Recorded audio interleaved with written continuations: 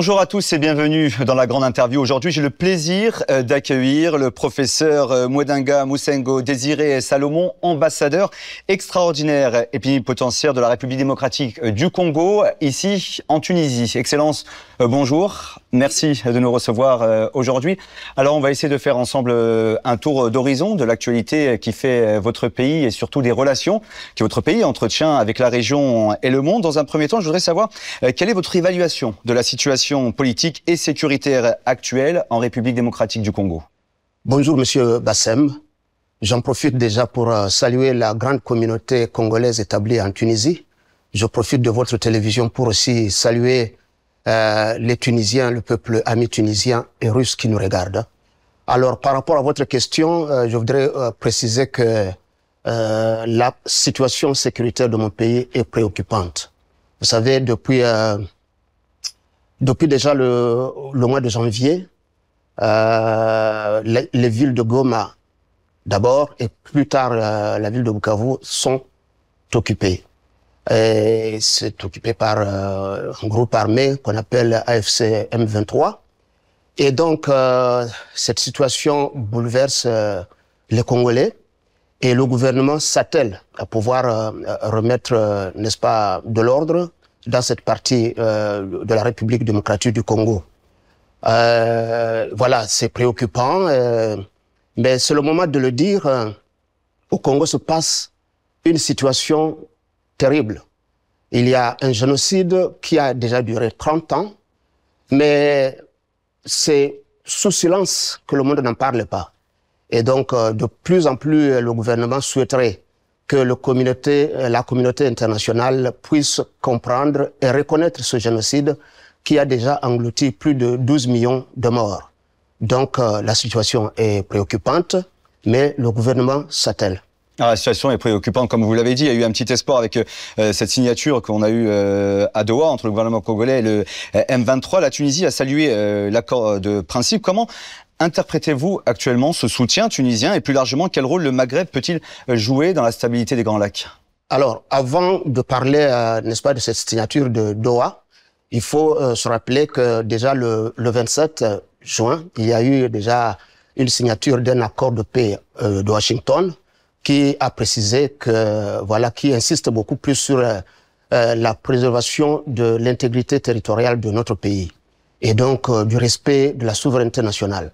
Et plus tard, finalement, il y a eu, n'est-ce pas, l'histoire de Doha qui précisait que l'accord de principe donc précisait qu'il faut d'abord libérer, n'est-ce pas, les prisonniers. Il faut que les réfugiés regagnent leur domicile. Il fallait naturellement un cessez-le-feu permanent, mais malheureusement, depuis le mois de juillet qu'il y a eu cet accord,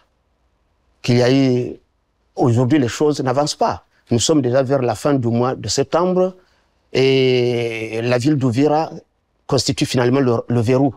Le verrou parce que les rebelles voudraient conquérir cette ville.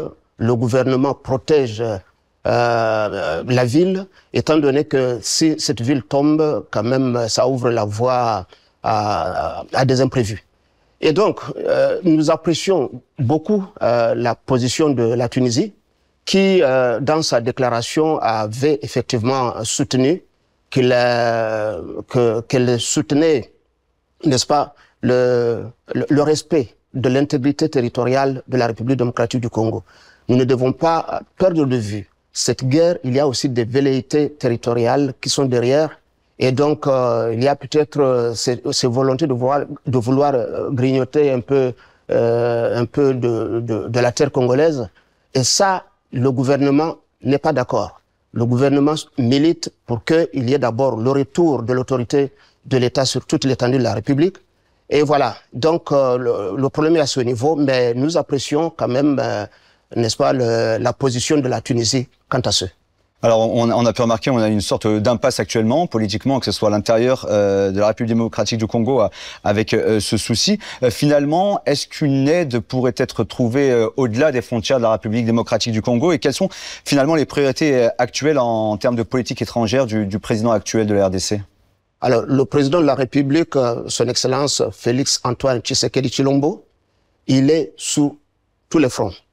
D'abord militaire et puis diplomatique. Comme le pays est en guerre, la première chose à faire, c'est de pouvoir retrouver la paix. Et donc, le président ne dort pas.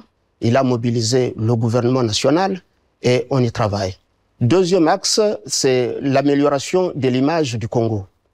N'est-ce pas? L'image du Congo, il faudrait que mon pays puisse retrouver, n'est-ce pas, sa place dans le concert des nations. Et troisième aspect, le président l'a signalé lors du 16e sommet de ZLECAf. C'était au moment du conseil des ministres, il a dit qu'il souhaiterait que les pays africains puissent apprendre à transformer localement ce qu'ils produisent. Et donc, cette transformation locale signifie, entre autres, l'industrialisation. Pour le cas du Congo, nous avons 3 avantages que nous tirons de cela. Le premier avantage, c'est que le Congo, c'est un pays qui est entouré par 9 pays. Ensemble, c'est 300 millions d'habitants. Et donc, c'est un grand marché. Quiconque investit au Congo, quiconque produit au Congo, il a ce marché-là. Deuxièmement, c'est que le Congo regorge une jeunesse dynamique. Une jeunesse dynamique, c'est-à-dire une main-d'œuvre abondante, gratuite, c'est-à-dire, disons, je dirais beaucoup plus, moins chère, mais aussi et surtout, elle est de plus en plus qualifiée. Parce que la jeunesse actuelle n'est pas comme la jeunesse d'il y a 100 ans, quand nous étions à peine en contact avec le premier colon. Nos grands-parents ne savaient ni lire ni écrire, moins encore ne parlaient aucune langue étrangère. Mais les jeunes actuels, ils manipulent les ordinateurs, ils manipulent les engins, ils parlent les langues, et donc c'est une main-d'œuvre vraiment abondante, moins chère, mais très qualifiée. Mais troisième axe, et aussi important, c'est que une fois on a transformé localement les produits, et que cela, ça pourrait permettre, n'est-ce pas, de pouvoir retenir cette jeunesse sur le sol africain. Parce que vous voyez, ils sont nombreux qui meurent dans la mer Méditerranée, disons, voilà, ils se lancent dans la migration clandestine à la recherche du bien-être. Mais si jamais cette industrialisation s'est avérée, il y a lieu de le retenir sur le sol africain. Donc le président de la République, il est sur ces 3 axes. Alors effectivement, vous avez évoqué un point très important qui finalement on se retrouve dans pas mal de pays africains. On voit aussi cette dynamique et cette volonté de travailler ensemble, à savoir pour l'avenir de l'Afrique. On sait que la RDC a énormément de partenariats avec beaucoup de pays du continent africain, notamment avec la Tunisie que vous représentez aujourd'hui. Finalement, comment on pourrait évaluer les relations bilatérales entre la RDC et la Tunisie et quelles sont les pistes encore à explorer finalement? La Tunisie, c'est un vieux pays ami. La Tunisie et même les Tunisiens, nous sommes en très bonne relation depuis les années 1960. Alors, à cette époque-là déjà, les autorités ou bien les leaders des 2 pays avaient déjà tracé les voies, n'est-ce pas, sur le plan économique et technologique. La Tunisie a été au chevet de la République démocratique du Congo. Rappelez-vous que notre indépendance, nous l'avons eue dans la douleur. Et donc, tous les troubles qui ont succédé la proclamation de l'indépendance, la Tunisie était avec nous. Quand je rencontre des vieux Tunisiens, ils sont très fiers de me rappeler qu'en 1960, ils avaient déployé un contingent militaire au Congo équivalent à la moitié, plus de la moitié de l'armée tunisienne. Ça, c'est quelque chose d'extraordinaire. Et même la Tunisie a continué à rester avec nous au moment où nous avons eu encore des pépins, déjà vers les années 1998-2000. Jamais la Tunisie nous a abandonnés. Et puis, qu'on se le dise, nous avons aussi, depuis toutes ces années, la Tunisie nous a aidés à former notre personnel diplomatique. Et la Tunisie a joué un grand rôle, n'est-ce pas, pour essayer de représenter le Congo dans les instances internationales au moment où nous étions encore trop fragiles. Donc ces relations sont très bonnes et ces relations de génération en génération, nous constatons que même les leaders tunisiens et congolais continuent toujours à maintenir allumé ce feu qui a déjà été n'est-ce pas, qui est clair depuis ces années-là. Alors vous avez évoqué des relations vieilles et pérennes entre les deux pays, et notamment cette volonté de toujours continuer à travers l'économie, par exemple. Est-ce qu'il existe actuellement des projets de coopération économique ou d'investissement entre la Tunisie et la RDC? Est-ce que ces sujets sont d'actualité? Est-ce qu'ils sont en discussion entre les deux pays? Bien sûr que depuis 1960, qu'on se le dise, les choses ont évolué. Les choses ont évolué et puis de nouvelles pistes ont été découvertes. Pour le moment, nous sommes en train de préparer la deuxième commission mixte entre la Tunisie et la République démocratique du Congo qui pourra baliser le moment venu et mettre sur pied, ça sera un cadre juridique pour pouvoir mettre sur pied, n'est-ce pas, autant d'accords. Mais il y en a plusieurs accords qui sont sur la table, qui sont en discussion ces derniers temps. Mais beaucoup plus, c'est la liaison aérienne directe entre Tunis et Kinshasa. Vous savez, les hommes d'affaires n'ont pas besoin de perdre le temps dans les avions pour aller du point A au point B. Cette manière de passer par des escales, ça perd le temps, ça ralentit les échanges et tout ça. Nous sommes en train de travailler de plus en plus comment on peut arriver, n'est-ce pas, à faire cette liaison directe entre la Tunisie et la République démocratique du Congo. Alors ces liaisons, vous parlez des liaisons aériennes entre Kinshasa et Tunis qui pourront faciliter les échanges entre les hommes d'affaires des deux pays, mais aussi faciliter les échanges et la venue d'étudiants de votre pays, la République démocratique du Congo en Tunisie. On sait que les jeunes Congolais apprécient l'éducation qui est fournie ici en Tunisie. Il y a beaucoup d'étudiants qui sont actuellement ici dans les universités, que ce soit à Tunis, à Sousse ou encore à Monastir. Comment l'ambassade et vous, Excellence, accompagnez ces jeunes dans leur parcours académique? Les étudiants congolais qui évoluent en République tunisienne sont de plus en plus nombreux. Et d'ailleurs, ils ont toujours constitué la plus grande communauté estudiantine d'Afrique subsaharienne. Ces étudiants, au moment où nous pouvons atteindre le pic, il y a eu des moments où on a atteint 2000 étudiants congolais sur le territoire tunisien. Ils sont nombreux qui viennent pour apprendre dans plusieurs domaines. Ils sont nombreux qui viennent pour la formation professionnelle.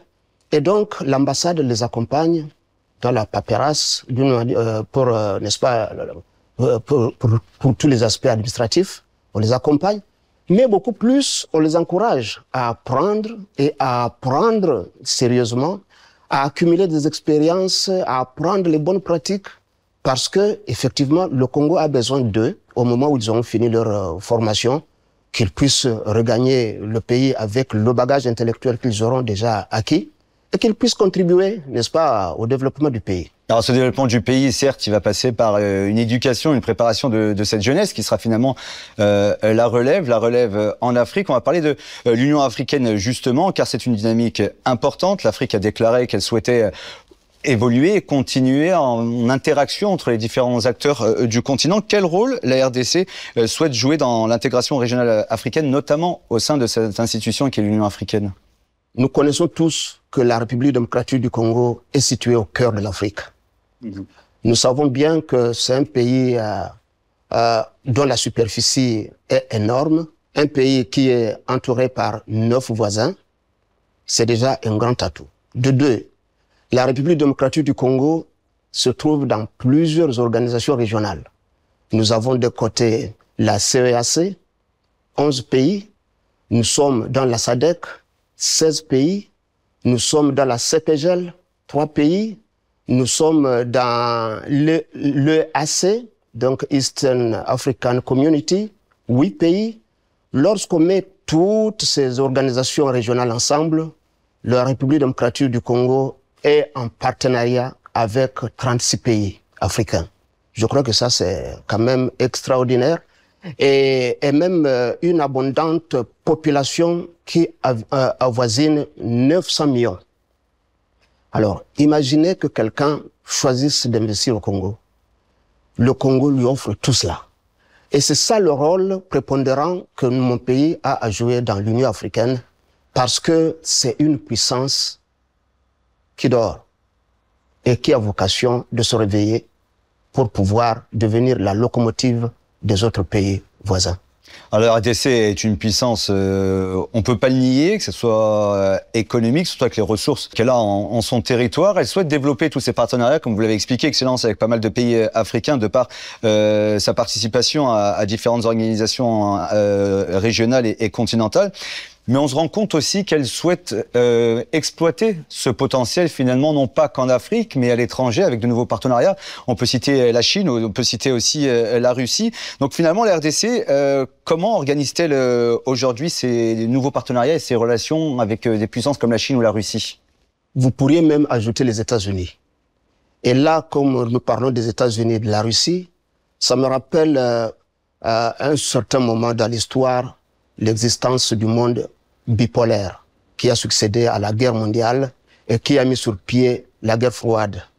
À cette époque-là, il y avait deux blocs, soit le bloc occidental piloté par les États-Unis qui représentait tous les capitalistes et le bloc soviétique piloté par l'URSS qui représentait donc les communistes. À cette époque, déjà, il y a un adage qui dit que qui n'est pas avec nous est contre nous. Donc, cela veut dire qu'à cette époque, si on s'approche du bloc occidental, c'est comme si on est contre le bloc soviétique. Et là, ça a créé ce genre de conflit. Mais mon pays, déjà à cette époque, sous la guerre froide, a su jouer son rôle. Parce que, sans même le déclarer, mais il était en bon partenariat avec les États-Unis. La preuve que deux enfants américains sont venus au Congo livrer le combat du siècle. Mohamed Ali et George Foreman, c'est des enfants américains. Si le Congo n'était pas en bonne relation avec les Américains, les Américains n'accepteraient pas de livrer leurs enfants pour aller se battre au Congo. À cette époque-là, vous rappelez-vous que la Chine, c'est un allié direct de l'URSS et de la Russie aujourd'hui. Mais le Congo a toujours été en très bon terme avec la Chine. La preuve est que nous étions même allés jusqu'au niveau de vouloir entrer dans de copier un peu le mode de gouvernance chinoise en voulant adapter la révolution culturelle.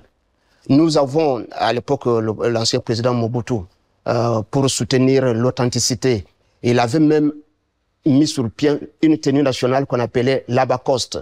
Abacoste, c'est-à-dire à bas le costume. Il était interdit de porter la cravate. Et on a adopté quelle tenue? La tenue chinoise. Ah oui, le col Mao. Mais bien sûr, plus tard, nous l'avons amélioré par notre manière. On a même mis sur pied le travail communautaire qu'on appelle aujourd'hui le salongo. C'était une manière de coopérer à la fois et avec l'Occident et avec les autres. Mais bien sûr, Mobutu à cette époque-là disait nous ne sommes ni à gauche ni à droite.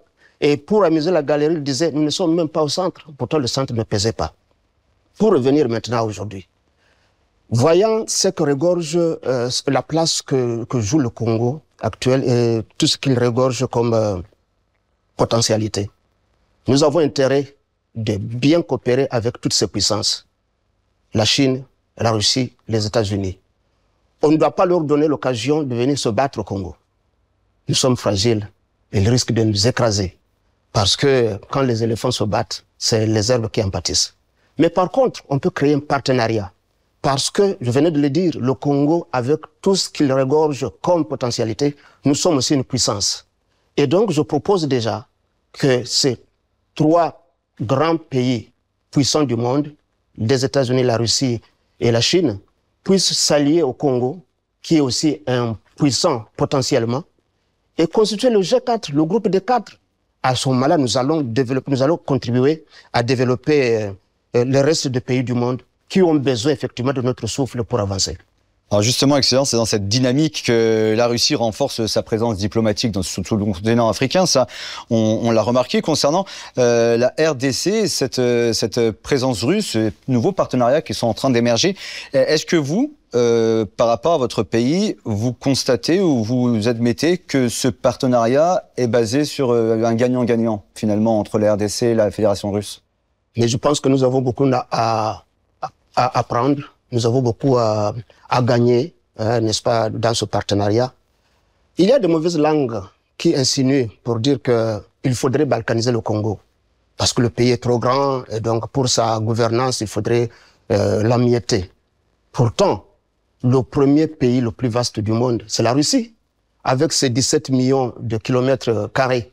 Mais ces grands espaces de terre n'empêchent pas au gouvernement russe de gérer et de porter son pays à ce niveau qu'il occupe, donc une superpuissance. Donc, cela veut dire que balkaniser le Congo, ce n'est pas la solution.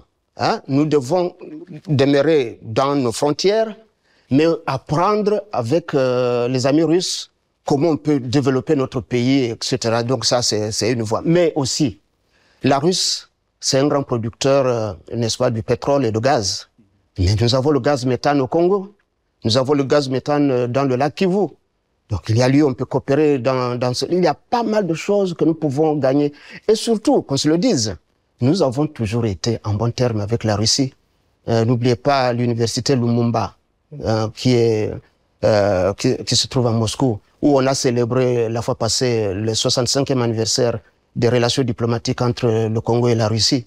Ça, c'est une preuve vivante de l'amitié séculaire entre nos deux pays et nos deux peuples. Donc un partenariat gagnant-gagnant entre Moscou et Kinshasa, deux États souverains finalement, la Fédération de Russie, la République démocratique du Congo. Donc pour rester sur ces relations d'avenir ou prometteuses entre les deux pays, quels sont selon vous les domaines les plus prometteurs en termes d'investissement et d'économie entre la Russie et la République démocratique du Congo? Je venais de le dire, ne fût-ce que sur le plan de la gouvernance, je venais de le dire.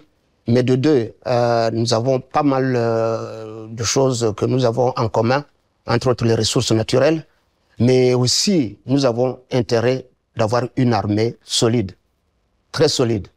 Et donc, c'est cette armée qui nous permettait de pouvoir protéger à suffisance notre territoire, si on peut coopérer avec la Russie pour effectivement former nos militaires, pourquoi pas? Alors, il y a beaucoup d'observateurs qui écrivent, surtout en Occident, qui écrivent beaucoup sur ce rapprochement entre beaucoup de pays du continent africain et la Fédération de Russie comme un nouveau partenaire, gagnant-gagnant, comme une sorte de rupture avec les relations traditionnelles que pouvait avoir le continent africain, notamment avec l'Union européenne, avec l'Europe, avec la France. Il y a une nouvelle dynamique qui est en train de se créer, tout le monde est au courant. Selon vous, comment vous analysez cette lecture de ces nouveaux observateurs qui parlent d'une nouvelle relation entre la Russie et les pays africains, notamment les RDC? Moi, je pense que, et je le dis en ma qualité d'ambassadeur de mon pays en Tunisie, on ne s'ingère jamais dans les relations, dans les affaires internes des pays. Si un pays a choisi de coopérer avec la Russie, mais c'est son choix. Aussi longtemps que ce pays est convaincu que dans ce partenariat, il pourra avoir la possibilité de développer son pays, de nourrir ses enfants, pourquoi pas? Je pense que dans la souveraineté des États, le partenariat n'est pas figé, n'est pas obligé nécessairement d'avoir les mêmes partenaires, etc. Lorsqu'on estime qu'on a découvert de nouvelles pistes qui puissent permettre au pays d'avancer, mais le pays s'engage librement et souverainement. Donc, c'est leur choix. Nous, on ne s'ingère jamais dans les affaires internes des pays. Alors, Excellence, on a parlé d'éducation, on a parlé de relations internationales, on a parlé d'économie, de politique. Si vous me permettez, j'aimerais bien parler maintenant un petit peu d'écologie et d'environnement. Donc, vous l'avez bien cité, la République démocratique du Congo regorge d'une biodiversité assez incroyable, avec ses lacs, avec ses ressources naturelles. Donc, finalement, l'environnement et l'écologie, aujourd'hui, quelle place ces deux sujets occupent dans la diplomatie de votre pays? Je vais encore le dire et je le répéterai. Le Congo, c'est un géant qui dort et qui se réveille un jour. Rappelez-vous qu'au-delà des ressources sous-sol que nous regorgeons, notre pays est solidement implanté dans ce qu'on appelle le bassin du Congo. Le bassin du Congo, c'est effectivement ce deuxième poumon de l'humanité. C'est grâce à ce bassin du Congo que les pollueurs, toutes ces grandes puissances qui polluent, c'est grâce au bassin du Congo qu'on arrive encore à permettre à l'humanité de respirer. Mais il s'avère que finalement, on oblige aux populations qui vivent de ce bassin de pouvoir modifier leur mode de vie, de pouvoir changer leur manière de vivre afin de pouvoir préserver les forêts qui regorge, vous venez de le dire, autant de ressources naturelles et tout. On leur demande cela, mais qu'est-ce qu'on leur propose en retour? C'est ça aussi le problème. Il faudrait qu'il y ait quand même quelque chose qu'on propose qui puisse permettre à ces peuples de pouvoir gagner et avancer. Rappelez-vous, n'est-ce pas, de l'accord de Kyoto qui a déjà préconisé, n'est-ce pas, le crédit carbone. Et donc, il faudrait penser aux populations du Congo qui ne vivent, dont les ancêtres ne vivaient que de ces forêts, et qu'on est en train de pouvoir influencer, hein, on les incite à changer leur mode de vie pour préserver cette manne du ciel, manne naturelle qui se trouve chez nous, afin de pouvoir préserver le monde. Mais en retour, vraiment c'est un plaidoyer que je fais et que je formule à travers votre caméra, hein, qu'on puisse penser à mon pays, à toute cette population qui n'a pas d'autre choix, qui n'a pas d'autre manière de vivre que des ressources naturelles et tout ça, et qu'en retour, on leur propose autre chose. Alors, vous parlez de développement et d'écologie. Si vous me permettez, je vais faire un pont entre le développement, l'écologie, l'avenir, et puis la jeunesse congolaise qui finalement est l'avenir de son pays. Beaucoup de jeunes Congolais étudient actuellement à l'étranger, dans les quatre coins du monde. On peut parler des États-Unis, on peut parler de la Russie, on peut parler du Canada, de la France, mais aussi de la Tunisie. Beaucoup de jeunes Congolais étudient actuellement ici en Tunisie. Pour conclure cette interview, quel message, vous, en tant qu'ambassadeur de la République démocratique du Congo en Tunisie, adressez comme message à cette jeunesse congolaise qui étudie actuellement en Tunisie? Cette jeunesse qui m'écoute et que je salue encore une fois, je l'encourage. Je l'encourage à se former. Je l'encourage à apprendre les bonnes pratiques. Je l'encourage à prendre le destin à main. Parce que l'avenir, effectivement, se trouve entre leurs mains. Cette jeunesse doit comprendre que je suis ambassadeur, vous l'avez dit, je représente mon pays en Tunisie, mais chaque jeune, il est aussi ambassadeur. Et d'ailleurs, il l'est doublement. Parce que de part où il vit, tout le monde regarde son comportement. Et donc, son comportement peut scandaliser son pays, tout comme son comportement peut faire honneur à son pays. Ça, il est déjà ambassadeur. Et de deux, lorsqu'il aura terminé ses études et qu'il sera rentré au pays, il demeure toujours ambassadeur parce que personne d'autre ne peut parler d'un pays où vous avez étudié mieux que vous qui avez vécu. Donc, je demande à cette jeunesse d'être consciente, de savoir que le Congo est beau, le Lumumba l'a dit, et tous les présidents, le président Tshisekedi aussi ne cesse de le dire, le Congo est beau, mais n'oubliez pas les amis, le Congo est riche. Il y a Frantz Fanon qui avait dit que l'Afrique a la forme d'un revolver dont la gâchette se trouve au Congo. Vous imaginez un revolver sans gâchette? Et vous imaginez ce que devient le revolver lorsqu'on active la gâchette. C'est ça. Mais tout cela, c'est vous, la jeunesse, éparpillée à travers le monde, qui avez de plus en plus cette capacité d'avoir appris, d'avoir accumulé autant d'expérience. Revenez au pays, venez contribuer au développement de votre pays. S'il vous plaît, la migration, oui, mais migration clandestine, non. Excellence, merci beaucoup. On va terminer cette interview sur ces belles paroles que vous avez adressées à la République depuis Tunis, au nom de l'ambassadeur de la République démocratique du Congo, à cette jeunesse congolaise qui étudie à travers le monde et aussi en Tunisie. Merci beaucoup pour la sincérité de vos réponses, la spontanéité de vos réponses et surtout de nous avoir accueillis dans ce cadre magnifique pour la grande interview. Merci beaucoup à vous d'avoir suivi la grande interview sur RT en français. Je rappelle que notre invité du jour était le professeur Mwedenga Mosengo Désiré Salomon, ambassadeur extraordinaire et plénipotentiaire de la République démocratique du Congo en Tunisie. Merci et à bientôt.